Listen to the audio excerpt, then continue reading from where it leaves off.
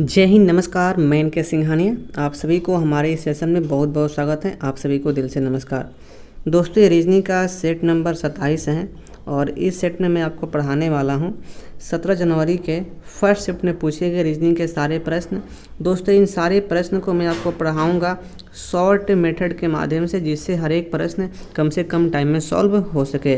तो चलिए इस सेशन का आगाज़ करते हैं। आप लोग अभी तक हमारे चैनल को सब्सक्राइब नहीं किए तो भाई कर लो सब्सक्राइब। आपको फ्यूचर में हमारे चैनल के माध्यम से बहुत सारा बेनिफिट मिलने वाला है। इस वीडियो को अपने सारे दोस्तों में ज़रूर शेयर करिएगा और इसके साथ साथ इस वीडियो को भाई लाइक भी कर दीजिएगा। तो चलिए आते हैं पहला प्रश्न पर। देखिएगा, पहला प्रश्न दोस्त आपके स्क्रीन पर ये रहा। देखिए, प्रश्न है बहुत सिंपल और प्रश्न पूछा गया है अल्फ़ाबेट सीरीज का। बहुत बच्चा वाला प्रश्न है, देखिए ध्यान से। देखिए दोस्त, इसमें क्या किया है, इसका पैटर्न क्या यहाँ पर है। तो देखिए, पहली बात यहाँ पे सी का आई यानी कि +3 किया है, सॉरी प्लस यहाँ पे 6 किया है, ठीक है। अब देखिए इसके बाद आई का ओ यानी कि प्लस यहाँ पे 6 किया है। तो यहाँ से फिक्स है कि ओ का अगला पद निकालने के लिए इसमें +6 करना होगा। तो यहाँ पे हो जाएगा यू हो जाएगा। अब देखिए इसके बाद एफ का एल किया है यानी कि इसमें भी देखिए +6 किया है। तो यहाँ से फिक्स है। देखिए फिर एल का आर किया है तो इसमें भी +6 किया है। तो यहाँ से फिक्स है कि आर का अगला पद निकालने के लिए इसमें +6 करना पड़ेगा। तो आर 6 यानी कि 18 6 हो जाएगा आपका 24। तो यहाँ से फिक्स हो गया कि यहाँ पे x आएगा। तो देखिए यहाँ पे उत्तर क्या हो गया, UX। देखिए यह दिया गया है ऑप्शन नंबर यहाँ पे 2 में। तो 21 का उत्तर क्या होगा, ऑप्शन नंबर 2 यानी कि UX। इजी प्रश्न है और ये बच्चा वाला प्रश्न है। अगला प्रश्न देखिएगा, अगला प्रश्न आपके स्क्रीन पर देखिए ये रहा। देखिए प्रश्न बहुत ही अच्छा है और प्रश्न पूछा गया है सीटिंग अरेंजमेंट का। तो आप लोग इस प्रश्न को ध्यान से करेंगे। देखिए प्रश्न में बोला गया है कि 8 व्यक्ति ABCDEFG और H केंद्र के विपरीत मुंह करके एक वृत्ताकार मेज के इर्द गिर्द बैठे हुए हैं। दोस्त, इसका मतलब ये हुआ, देखिए यहाँ पर कि एक सर्किल है। देखिए ये हो गया सर्किल, ओके। चलिएगा ध्यान से, देखिए ये हो गया सर्किल। इसमें 8 व्यक्ति हैं, 2 देखिए 2 2 4 2 6 2 8। दोस्तों इसमें 8 व्यक्ति हो गया। और सबसे इम्पोर्टेंट पॉइंट कि 8 व्यक्ति का जो फेस है ना, वह केंद्र के विपरीत दिशा में है। इसका मतलब ये हुआ कि सेंट्रल के विपरीत हैं। दोस्त, जब दिशा सेंट्रल का विपरीत होता है ना, तो जो डायरेक्शन हो जाता है, देखिए इस ओर से हो जाएगा राइट का और इस ओर से दोस्त इस ओर से हो जाएगा लेफ्ट का। तो इस डायरेक्शन को भी आप ध्यान रखिएगा। अब ऐसा डायरेक्शन क्यों हुआ, क्योंकि सबका जो फेस है सेंट्रल के विपरीत ओर है। चलिएगा, अब देखिए यहाँ से अब क्या यहाँ पे बोला गया है। देखिए प्रश्न में बोला गया है कि बी जो है, देखिए यह पॉइंट बी जो है ई का पड़ोसी है तथा ए के दाईं और चौथे स्थान पर है। दोस्त यहाँ पे हो गया, जो बी जो है ना ई का पड़ोसी है तथा ए के दाईं ओर चौथे स्थान पर है। अब मैं मान लिया कि यदि ए हमारा यहाँ पर है, देखिए तो ए के दाईं ओर चौथे स्थान पे कौन है, बी है। देखिए तो 1 2 3 4 यानी कि यहाँ पे बी हो गया। दोस्त एक पॉइंट फिक्स यहाँ पर है, बी जो है ई का पड़ोसी है। इसका मतलब ये हुआ कि जो ई है, ई या तो यहाँ पे हो सकता है या ई यहाँ पे हो सकता है। अभी ये फिक्स नहीं है कि ई का स्थान कहाँ पर हो सकता है। अब देखिएगा, अगला यहाँ पे स्टेप दिया गया है कि ई तथा एफ के मध्य केवल 2 व्यक्ति बैठे हुए हैं। दोस्त, ई तथा एफ के मध्य ना केवल 2 व्यक्ति बैठे हुए हैं। देखिए अब यहाँ से एक लाइन यहाँ पे देखिए स्पष्ट हो रहा है। यदि ई का स्थान यह रहता दोस्त, तो देखिए ई और एफ के मध्य, अब देखिए एफ को मुझे यहाँ पे बैठाना पड़ता, लेकिन यहाँ पर तो पहले से देखिए यहाँ पर ए फिक्स है, इसलिए यहाँ से स्पष्ट हो गया कि देखिए इधर तो एफ यहाँ पे नहीं आएगा। अब देखिए ध्यान से दोस्त, देखिए यदि ई का स्थान ये फिक्स रहता, ई का स्थान यदि ये फिक्स रहता, देखिए तो फिर देखिए एफ हमारे यहाँ पर ही आता।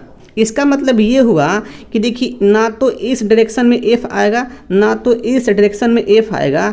अब यहाँ से स्पष्ट ये हो गया कि एफ को हमें फाइनली यहाँ पर बैठाना होगा। अब देखिए ध्यान से, देखिए एफ को कहाँ बैठाना पड़ेगा दोस्त, एफ को हमें कहाँ बैठाना पड़ेगा। देखिए यहाँ से स्पष्ट हो गया, देखिए कि ई का स्थान दोस्त यह नहीं होगा, ई हमारा फिक्स हो गया यहाँ पर, ठीक है ना, ई यहाँ पे फिक्स हो गया और एफ फाइनली देखिए यहाँ पे बैठ जाएगा। जब एफ जब यहाँ पे बैठ गया, देखिए एफ जब यहाँ पे बैठ गया तो देखिए ई और एफ के बीच में 2 पर्सन हो गया, एक तो बी और यहाँ पे कौन है, अभी फिक्स नहीं है। चलिएगा अब देखिए अगला यहाँ पे स्टेप क्या बोला गया है कि जी तथा एच के मध्य केवल 3 व्यक्ति बैठे हुए हैं, जी तथा एच के मध्य केवल 3 पर्सन बैठे हुए हैं। चलिए अगला मैं स्टेप पढ़ता हूँ, इस स्टेप को अभी मैं स्किप करता हूँ क्योंकि इसके बारे में कुछ यहाँ पे चर्चा नहीं किया गया। देखिए अगला स्टेप यहाँ पे ये दिया गया है कि बी जी का पड़ोसी नहीं है। दोस्त इसका मतलब ये हुआ कि देखिए बी के पास ना यहाँ पर जी नहीं बैठ सकता है। देखिए यदि यहाँ पर जी नहीं बैठ सकता है तो यहाँ से फिक्स है कि मैं यहाँ पर एच को मैं बैठा लेता हूँ। देखिए जब यहाँ पे जब एच हो गया और देखिए पिछला लाइन यहाँ पे दिया गया था कि जी तथा एच के मध्य में 3 व्यक्ति हैं दोस्त, तो देखिए जी को मैं यहाँ पे कर लिया। देखिए जी और एच के मध्य में 3 व्यक्ति हो गया, एक एफ और यहाँ पे ए हो गया। Okay okay okay. अब देखिएगा ध्यान से दोस्त, अब देखिए यहाँ पर अगला स्टेप में दिया गया है कि डी जो है सी के बाईं ओर तीसरे स्थान पर हैं। दोस्त जो डी जो है ना वह सी के बाईं ओर तीसरे स्थान पर है। अब देखिए ध्यान से, सी यदि यहाँ पर होगा, देखिए सी यदि यहाँ पे होगा तो देखिए सी के बाईं ओर तीसरे स्थान पे डी यहाँ पे आ गया। तो इस प्रकार से पूरा बैठकी यहाँ पे हो गया। कोई दिक्कत आपको नहीं है, दिल में सस्पेंस, किसी का दिल धड़क रहा है तो भाई बोलना चलेगा। अब देखिए प्रश्न में यहाँ पे क्या पूछा गया है कि कौन कौन ए के पड़ोसी हो सकते हैं, यानी कि हमें निकालना है कि ए का पड़ोसी कौन है। देखो भाई ए तो यहाँ पर है ना जी, ए का पड़ोसी कौन है, एक तो डी बेचारा है और एक जी बेचारा है। तो यहाँ से क्या फिक्स हो गया कि जी तथा डी। देखिएगा यह दिया गया है ऑप्शन नंबर 3 में जी तथा डी, तो इसलिए इसका उत्तर क्या हो गया, ऑप्शन नंबर 3 यानी कि जी तथा डी। चलिएगा अगला प्रश्न देखिएगा। देखिए अगला प्रश्न भी बहुत इजी प्रश्न है, हल्का सा आपको इसमें कॉमन सेंस यहाँ पे डालना पड़ेगा। देखिएगा प्रश्न क्या बोला है कि एक स्कूल में 6 शिक्षक थे, ए और बी हिंदी और अंग्रेजी पढ़ाते थे। देखिए ए और बी क्या हैं, हिंदी और अंग्रेजी पढ़ाते थे। डी और ए गणित और विज्ञान पढ़ाते थे और सी और ई अंग्रेजी और गणित पढ़ाते थे। एफ और बी हिंदी और फ्रेंच पढ़ाते थे। तो देखिए प्रश्न निकालना है कि इनमें से कौन सबसे अधिक विषय पढ़ाता है, मतलब पढ़ाता था। देखिए सबसे पहले दोस्त यहाँ पर 6 शिक्षक हैं। देखिए A B C D E और यहाँ पे हो गया एफ। देखिए यहाँ पे हो गया एफ दोस्त, यहाँ पे हो गया एफ। देखिए 6 शिक्षक हैं। चलिए अब देखिए यहाँ पर पहला पॉइंट यहाँ पे दिया गया था कि ए और बी हिंदी और अंग्रेजी पढ़ाते हैं। दोस्त जो ए है वह हिंदी भी पढ़ाता है और वह इंग्लिश भी पढ़ाता है। देखिए इस प्रश्न को बिना आप पेन लगाए भी आप कॉमन सेंस से आप इसका उत्तर मार सकते हैं, ठीक है, लेकिन मैं सबका साथ सबका विकास चाह रहा हूँ, इसलिए इस प्रश्न को मैं पेन से मैं हल कर रहा हूँ। देखिए ध्यान से यहाँ पर। अब देखिए बी भी जो है हिंदी और अंग्रेजी पढ़ाता है। देखिए यहाँ पर क्या आएगा, बी के पास भी हिंदी और यहाँ पे अंग्रेजी आ जाएगा। चलिएगा अब देखिएगा इसके बाद डी और ए गणित और विज्ञान पढ़ाते हैं। दोस्त ए और 2 विषय पढ़ा रहा है, कौन कौन, मैथ और साइंस। चलिएगा और उसके बाद देखिए डी भी है, ये भी मैथ और ये भी साइंस पढ़ा रहा है, ठीक है। चलिएगा अब देखिए सी और ई अंग्रेजी और गणित पढ़ाते थे। सी और ई, देखिए सी और ई यानी कि जो सी हैं वह अंग्रेजी, देखिए ये इंग्लिश भी पढ़ाता है और ये मैथ भी पढ़ाता है। चलिएगा ध्यान से। अब देखिए उसके बाद ई भी है, ई भी इंग्लिश पढ़ाता है और ये भी मैथ पढ़ाता है। अब अंतिम लाइन में देखिए क्या दिया गया है, अंतिम में दिया गया है कि एफ और बी हिंदी और फ्रेंच पढ़ाते थे। देखिए एफ हिंदी और फ्रेंच, यानी कि एफ हो गया हिंदी और ये हो गया फ्रेंच हो गया। इसके अलावा बी भी देखिए हिंदी तो बी पहले से पढ़ा रहा है, तो यहाँ पे फ्रेंच यहाँ पे ऐड हो जाएगा। अब देखिए प्रश्न में पूछा गया है कि इनमें से कौन सबसे अधिक विषय पढ़ा रहा है। देखिए दोस्त ये कॉमन सेंस का है कि जो बेचारा ए है यह 4 सब्जेक्ट पढ़ा रहा है, हिंदी, इंग्लिश, मैथ, साइंस, लेकिन बी देखिए 3 सब्जेक्ट, सी देखिए 2 सब्जेक्ट, डी 2 सब्जेक्ट, ई 2 सब्जेक्ट, एफ 2 सब्जेक्ट। तो कॉमन सेंस के यहाँ पे बात है कि सबसे अधिक भाई कौन पढ़ा रहा है, तो भाई कौन पढ़ा रहा है, ए पढ़ा रहा है, यानी कि 4 विषय। तो यहाँ से उत्तर क्या होगा, देखिए ऑप्शन नंबर यहाँ पे सी में दिया गया है ए। दोस्त इस प्रश्न को आप जुबान से भी कर सकते हैं, कोई इस प्रश्न में दिक्कत नहीं होगा, चलिएगा। तो यहाँ से उत्तर हो गया ऑप्शन नंबर सी यानी कि ए। अगला प्रश्न देखिएगा, अगला प्रश्न आपके स्क्रीन पर देखिए दोस्त यह है, ये भी इजी प्रश्न है, बबुआ वाला प्रश्न है। ऐसा प्रश्न को तो भाई सब लोग सॉल्व करते हैं। देखिए ध्यान से प्रश्न क्या बोला है, गीता 40 छात्रों के एक समूह में शीर्ष से 8वें स्थान पर और नीचे से उसका स्थान आपको ज्ञात करना है। ऐसे प्रश्न को आप जुबान से कर लेंगे। देखिए हम जानते हैं बचपन से ही कि कुल बराबर टॉप प्लस बटम -1 होता है। देखिए टोटल दिया गया है 40 और देखिए यहाँ पे बटम दिया गया है, देखिए बटम हमको फाइंड करना है, टॉप दिया गया है 8, तो देखिए 40 में से 8 माइनस होगा तो यहाँ पे होगा 32 आएगा। अब देखिए एक माइनस में था तो एक प्लस में होगा तो यहाँ पे हो जाएगा 33। तो इसका उत्तर यहाँ पे क्या आएगा, बटम से स्थान 33। लेकिन बहुत बच्चे को डिस्टर्ब, दिल में सस्पेंस, दिल में दुख दुखी भाई हो गया होगा, ठीक है ना। तो चलिए भाई सबका साथ सबका विकास के लिए ये रहा बबुआ वाला मेथड। देखिए टोटल बराबर क्या होता है, शीर्ष यानी कि शीर्ष स्थान इसको बोलते हैं टॉप, अब प्लस नीचे से स्थान इसको बोलते हैं बटम, अब -1 होता है। देखिए इसमें साफ साफ बोला गया है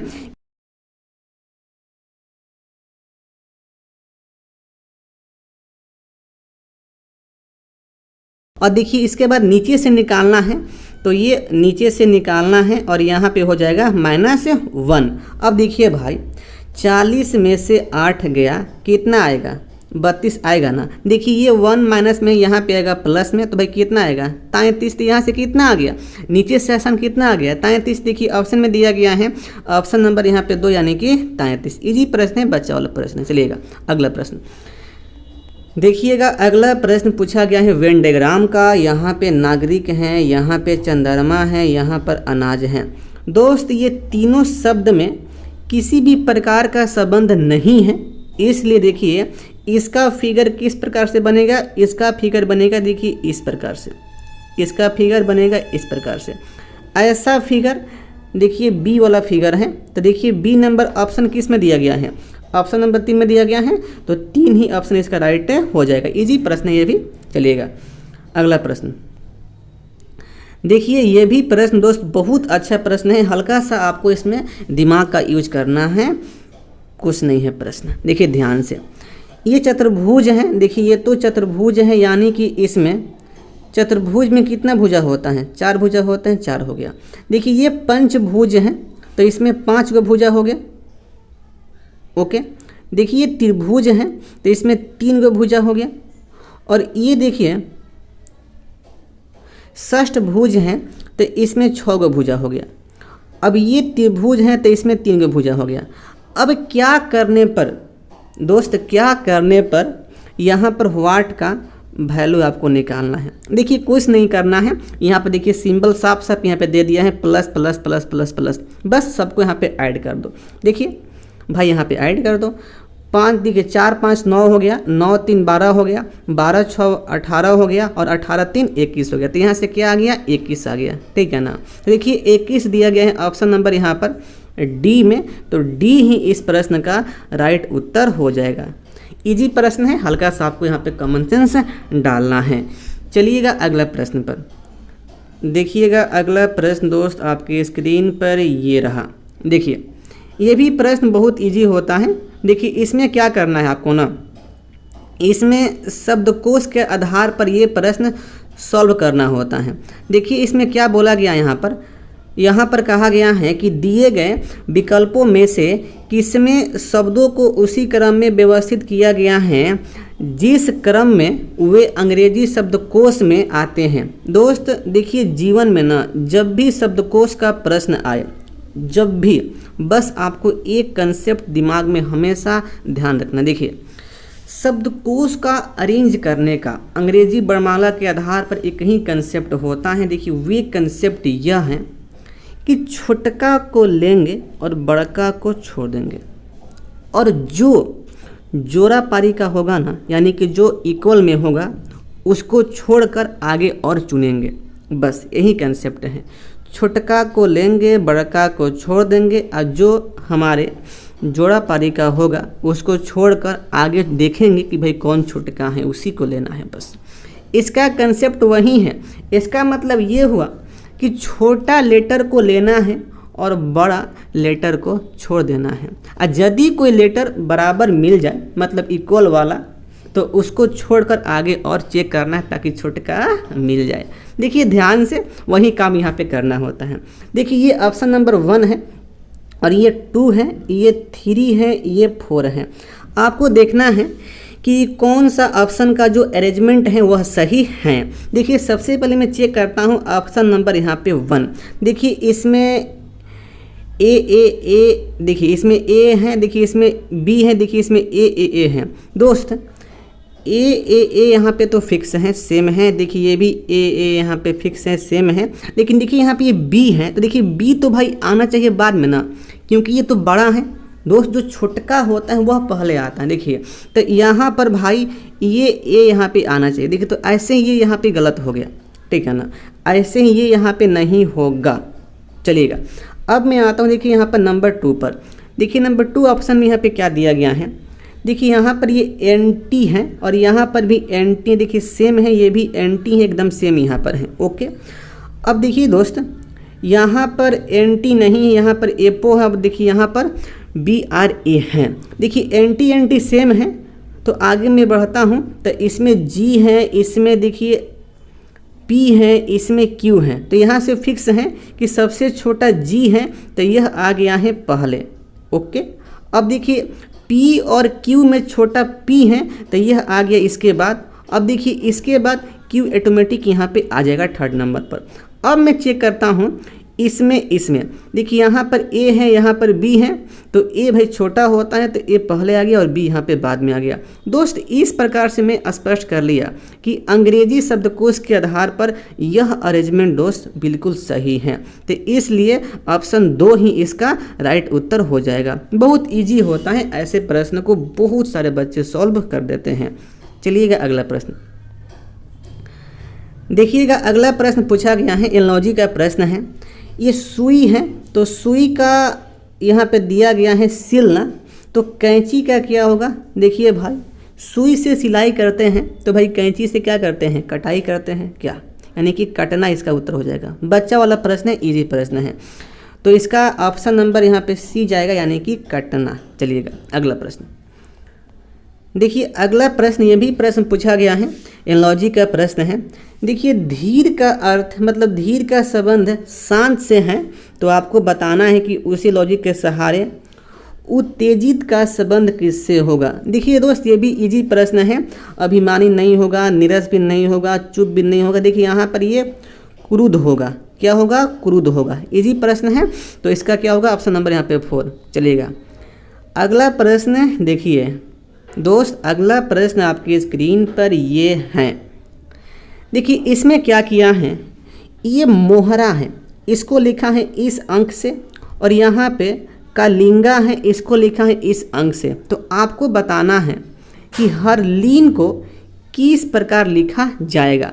देखिए दोस्त जब भी ऐसा प्रश्न आपको कहीं पर भी दिख जाए, तो आपके माइंड में एक कंसेप्ट एकदम क्लिक करना चाहिए कि भाई इसमें कॉमन वाला केस इसमें हो रहा है कि नहीं हो रहा है। देखिए यहाँ पर A का कोड 1 है और यहाँ पर भी A का कोड 1 है। देखिए यहाँ से मैं समझ गया कि भाई इसमें कॉमन वाला काम यहाँ पे हो रहा है। और जब कॉमन वाला जब काम यहाँ पे हो ना, तो उसका मतलब ये होता है ज्यों का त्यों वाला पैटर्न। तो इसमें कौन सा पैटर्न यहाँ पे अप्लाई हो रहा है, ज्यों का त्यों वाला, मतलब जिस लेटर का जो अंक है वही अंक यहाँ पे बस लिख दो। चलो भाई, अब ये प्रश्न हो गया है बच्चा वाला। देखिए यहाँ पर एज का कोड क्या है, तो एज का कोड है 5, तो यहाँ पे आएगा 5। ए का कोड 1, आर का कोड देखिए तो आर का 4 है, और एल का, तो एल का ध्यान से 6 है। आई का देखिए, आई का क्या है, तो आई का 2 2 4 8 है आई का, ठीक है। एन का देखिएगा, एन का क्या है, तो एन का 9 है। देखिए क्या आ गया, 51 46 89 आ गया। दोस्त देखिए यह दिया गया है ऑप्शन नंबर बी में 51 46 89, यानी कि यही ऑप्शन सही है। इजी प्रश्न हो जाता है, ये भी बच्चा वाला प्रश्न है। चलिएगा अगला प्रश्न। देखिए अगला प्रश्न पूछा गया है कथन एंड निष्कर्ष से। देखिए हल्का सी अच्छा प्रश्न है, और बहुत बच्चे इस प्रश्न को मुझे लगता है कि गलती किए भी होंगे। देखिएगा ध्यान से, स्टेटमेंट में दिया गया है कि कुछ व्यक्ति अंग्रेजी में कमज़ोर हैं। Okay okay okay. देखिए स्टेटमेंट नंबर 2 दिया गया है कि वे सभी जो अंग्रेजी में कमज़ोर हैं कलाकार हैं। दोस्त इसका मतलब ये हुआ कि कुछ पर्सन जो इंग्लिश में कमज़ोर हैं वह सभी पर्सन, मतलब जो कमज़ोर वाला, कलाकार हैं। ओके, अब देखिए इसका निष्कर्ष यहाँ पे दिया गया है कि कुछ कलाकार व्यक्ति नहीं हैं। दोस्त एक लॉजिक यहाँ पे काम करेगा, बस वही लॉजिक आपको हर एक बार मैं बताता हूँ और फिर मैं बता रहा हूँ, कुछ एक्स्ट्रा आपको इसमें नहीं सोचना है, कुछ भी नहीं। यहाँ पर देखिए पहली बात, ये दोनों स्टेटमेंट पॉजिटिव हैं। देखिए ये भी पॉजिटिव है, ये भी पॉजिटिव है, लेकिन निष्कर्ष यहाँ पे नेगेटिव है। तो देखिए एक पॉइंट फिक्स है कि यदि स्टेटमेंट पॉजिटिव हो और निष्कर्ष नेगेटिव हो दोस्त, तो ऑटोमेटिक निष्कर्ष गलत हो जाता है, ऑटोमेटिक निष्कर्ष गलत हो जाता है। इस कंसेप्ट को आप अपने माइंड में डाल लीजिएगा। जो लोग जानते हैं भाई एकदम मज़े की बात है, जो लोग नहीं जानते हैं भाई आज से जान लो। जीवन में कभी भी स्टेटमेंट पॉजिटिव दिख जाए और उसका निष्कर्ष नेगेटिव दिया हो तो वह हमेशा गलत हो जाता है। बस आपको एक्स्ट्रा कुछ भी इसमें नहीं सोचना है। तो इसका देखिए यह हो गया गलत। अब देखिए यहाँ पे ऑप्शन में दिया गया है कुछ अच्छी बातें। देखिए ऑप्शन नंबर 1 दिया गया है निष्कर्ष निश्चित रूप से असत्य है। ऑप्शन 2 दिया गया है निष्कर्ष निश्चित रूप से सत्य हैं। दोस्त ये तो पहले होगा नहीं, चलिए इसको मैं काट दिया। अब ऑप्शन 3 में दिया गया है निष्कर्ष अप्रासंगिक है। अब देखिए ऑप्शन 4 में दिया गया है निष्कर्ष शायद सत्य है। दोस्त नंबर 4 भी नहीं होगा। अब देखिए यहाँ पर सस्पेंस कि ऑप्शन 1 होगा कि ऑप्शन 3 होगा। दोस्त मैं यहाँ पे क्या चेक किया, डायरेक्ट देखिए यह निष्कर्ष गलत हो गया, उस लॉजिक से नेगेटिव है तो भाई ये नेगेटिव नहीं होगा। देखिए डायरेक्ट, और यहाँ पे क्या बोला है कि जो निष्कर्ष हैं अप्रासंगिक हैं, यानी कि देखिए सस्पेंस वाला, पॉसिबिलिटी वाला ये असत्य यहाँ पे हो गया। दोस्त हम लोग पता क्या किए कि ये निष्कर्ष गलत हैं, यानी कि कन्फर्म रूप से पॉसिबिलिटी में नहीं, तो इसलिए इसका देखिए उत्तर यहाँ पे जाएगा 100% एकदम फिक्स वाला। देखिए उत्तर है इसका निष्कर्ष निश्चित रूप से असत्य हैं, यानी कि ऑप्शन नंबर 1। ओके दोस्त, मैं इस प्रश्न को बहुत अच्छी प्रकार से मैं एक्सप्लेन में कर दिया हूँ। फिर भी आपको इस प्रश्न में डाउट है तो आप हमसे कमेंट करके आप अपना डाउट पूछ सकते हैं। चलिएगा अगला प्रश्न देखिएगा। अगला प्रश्न क्या है, अगला प्रश्न पूछा गया है क्लासिफिकेशन का, बच्चा वाला प्रश्न है। बताना है कि कौन सा असंगत है। देखिए ऑप्शन 1 घटाना है, ऑप्शन बी वृद्धि करना, ऑप्शन सी आगे ले जाना, ऑप्शन डी बढ़ाना। दोस्त एक पॉइंट यहाँ पे फिक्स है, वृद्धि करना, आगे ले जाना, बढ़ाना, इसका मतलब होता है इंक्रीज यानी कि बढ़ना। लेकिन यहाँ पे हो गया घटना तो ये हो गया उल्टा, यानी कि ये हो गया असंगत। तो यहाँ से फिक्स हो गया कि इसका उत्तर क्या होगा, तो ऑप्शन नंबर ए यानी कि घटना। इजी प्रश्न है, बच्चा वाला प्रश्न ये भी है। चलिएगा अगला प्रश्न देखिए अगला प्रश्न यहाँ पे फिर पूछा गया है, एनालॉजी का प्रश्न है और यहाँ पर क्रिकेट का संबंध बल्ला से है। तो आपको बताना है कि टेनिस का संबंध किससे होगा। दोस्त क्रिकेट खेलते हैं बल्ला से, तो भाई टेनिस देखिए इसको खेलते हैं रैकेट से। हल्का सा आपका जीके पावर अच्छा होना चाहिए, तभी आप ऐसे प्रश्न को सही कर पाएंगे। तो टेनिस है किससे खेलते हैं, रैकेट से। तो इसका उत्तर क्या होगा, ऑप्शन नंबर बी। ये भी प्रश्न बहुत ही इजी हो जाता है।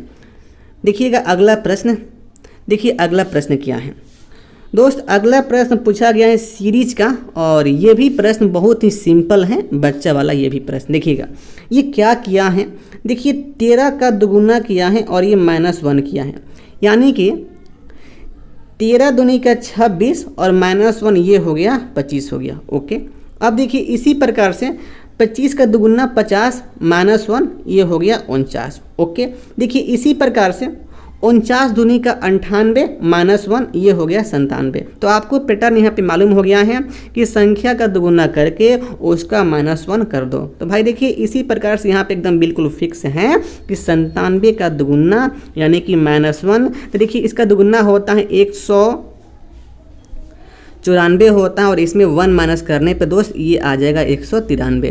तो यहाँ पर व्हाट क्वेश्चन पे क्या आएगा 193। इजी प्रश्न है। तो देखिए ये ऑप्शन में दिया गया है, ऑप्शन नंबर 3 में है, तो यही इसका राइट उत्तर हो जाएगा। चलिए अगला प्रश्न देखिए। अगला प्रश्न दोस्त बहुत ही अच्छा प्रश्न है और देखिए ऐसे प्रश्न को डायरेक्ट करने का कंसेप्ट क्या है। यह प्रश्न रैंकिंग का है दोस्त। जीवन में कभी भी यदि ऐसा प्रश्न आपको दिख जाए तो सबसे पहले आपको आना है प्रश्न पर, ये क्या हमसे पूछा है। देखिए यह पूछा है उनमें से कौन सबसे लंबा है। दोस्तों हमें बिग निकालना है, सबसे बिग। अब देखिए इसका लॉजिक यही होता है जुबान से करने के लिए कि सबसे बिग वाले को हाथ में पकड़ेंगे और जो उससे छोटा है उसको निगलेक्ट कर देंगे। छोटा वाले से हमें मतलब ही नहीं है, बस बिग वाले को बस हाथ में पकड़े रखना है। कब तक पकड़ना है, जब तक हमें उत्तर न मिल जाए। देखिएगा ध्यान से एकदम, मोहन सोहन से लंबा है। दोस्त मोहन जो है सोहन से लंबा है, इसका मतलब ये हुआ कि मोहन बिग हो गया, ठीक है। सोहन को मैं स्किप कर दिया।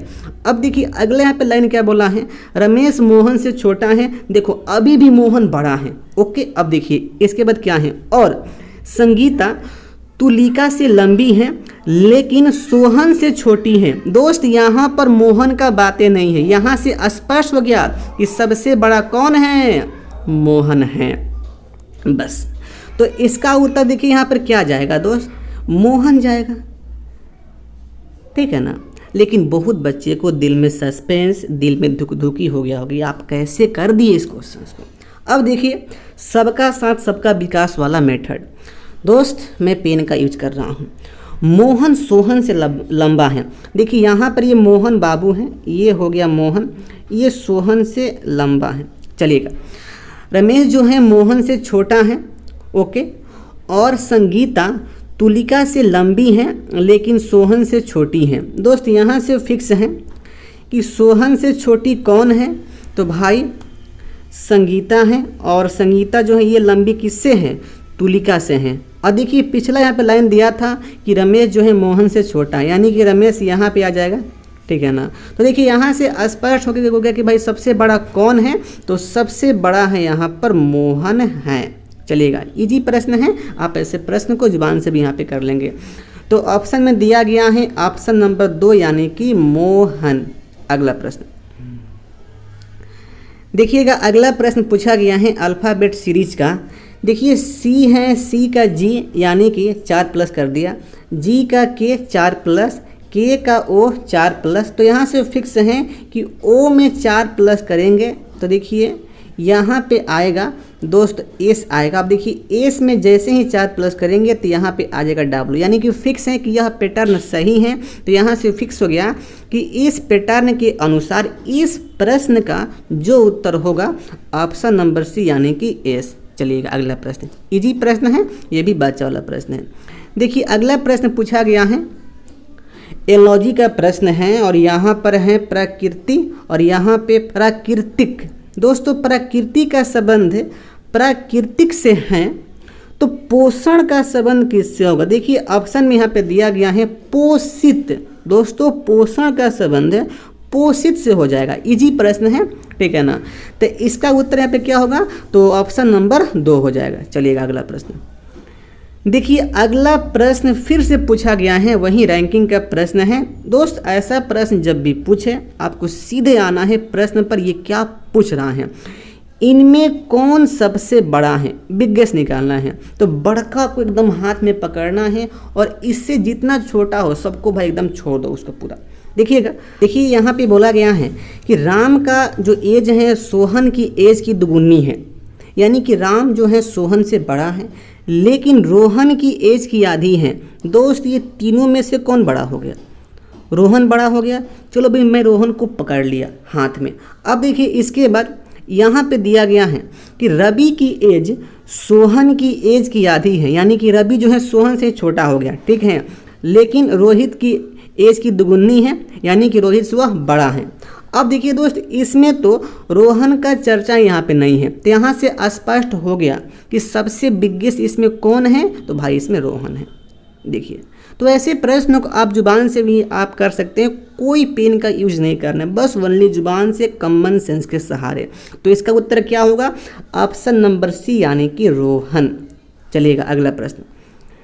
देखिएगा अगला प्रश्न क्या है, ये भी प्रश्न पूछा गया है क्लासिफिकेशन का, आपको इसमें असंगत पता करना है। देखिए इजी प्रश्न, देखिए दोस्त यहाँ पर ये नवीनतम है और ये मूल है और यहाँ पर यह अद्वितीय है, यानी कि यूनिक है, ओरिजिनल है और यहाँ पे इनोवेटिव है। देखिए तीनों का सेंस एकदम सेम होता है, लेकिन यहाँ पर ये समान हो गया, ये तो अलग हो गया, आइडेंटिकल। तो इसलिए इसमें असंगत कौन है? तो ऑप्शन नंबर यहाँ पे डी होगा, यानी कि समान, यानी कि आइडेंटिकल।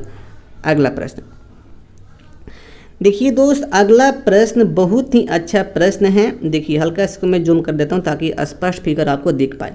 देखिएगा यहाँ पर ये क्या किया है, यह तो भाई चतुर्भुज है, इसको जोड़कर 12 लिखा है, ओके। यहाँ पर देखिए ये पंचभुज है, इसको लिखा है 15 और यहाँ पे ये वृत्त है, इसको लिखा है 6। तो आपको बताना है कि चतुर्भुज और पंचभुज और वृत्त को ऐड करने पर क्या आना चाहिए। अब देखिए दोस्त इसमें क्या किया है, देखिए ये चतुर्भुज है ना, यानी कि यहाँ पे 4, यहाँ पे 4, यहाँ पे 4, 4 4 4, दोस्त ये 12 हो गया।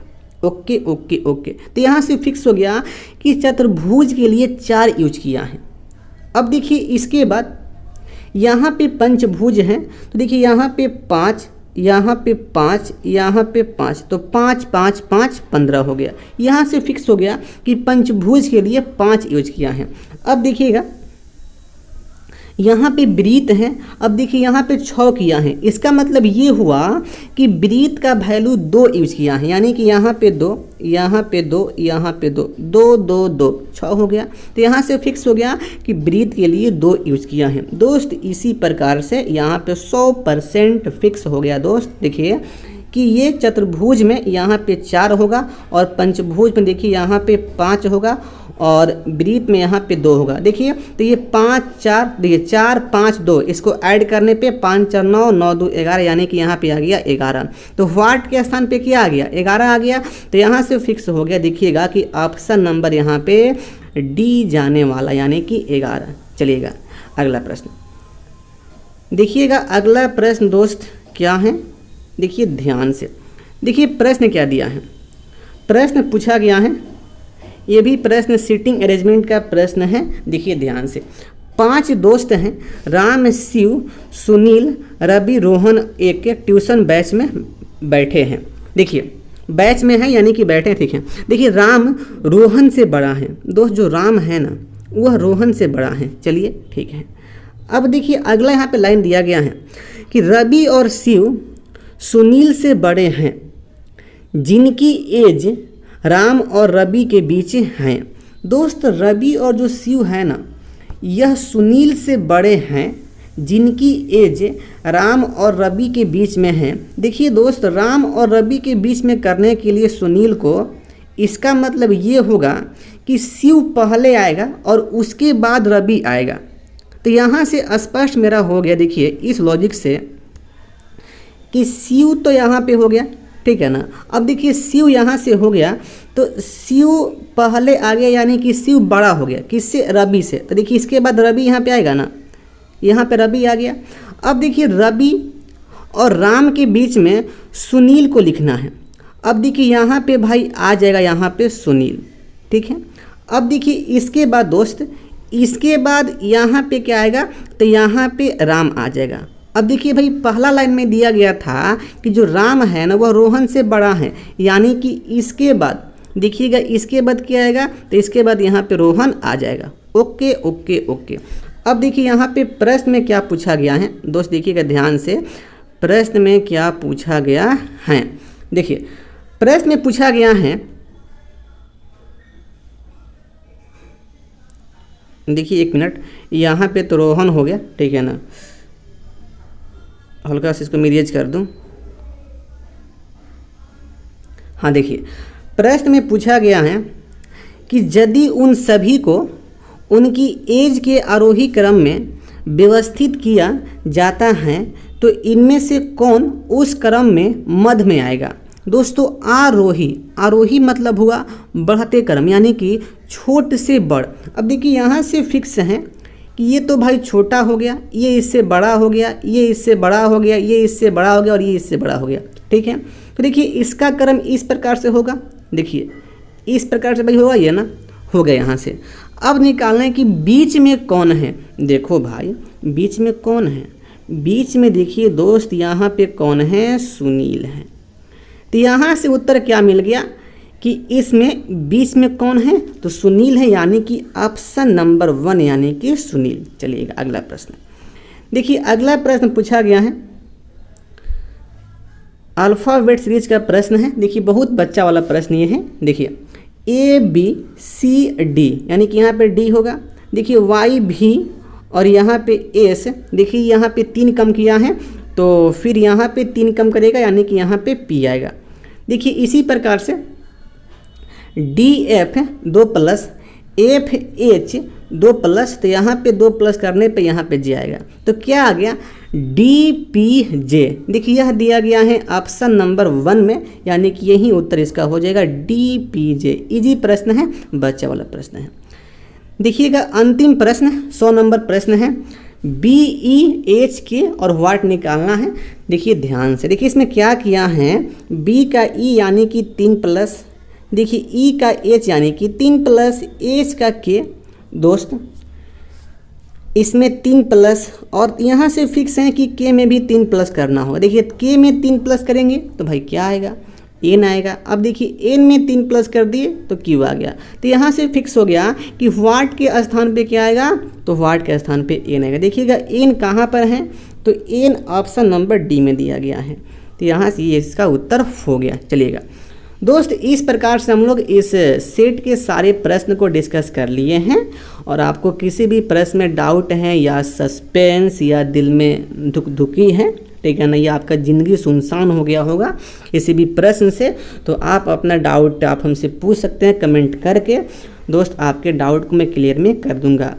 तो चलिए फिर मिलते हैं अगले सेशन में। दोस्त आप लोग अभी तक हमारे चैनल को सब्सक्राइब नहीं किए तो भाई कर लो सब्सक्राइब, और इस वीडियो को लाइक शेयर ज़रूर कर देना। तो चलिए मिलते हैं अगले सेट में। जय हिंद, वंदे मातरम, आपका दिन शुभ रहे।